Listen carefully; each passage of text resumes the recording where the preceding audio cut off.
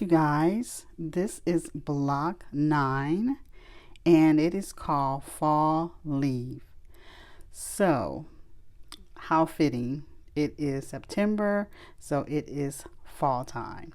And this block is made up of 16 squares, and we have some half square triangles in here, and this right here that made our stem, it is a 5-inch square with a 1-inch. I cut it on a slant, and then I put this 1-inch piece, sewed it together, just sewed it together, and it made this leaf.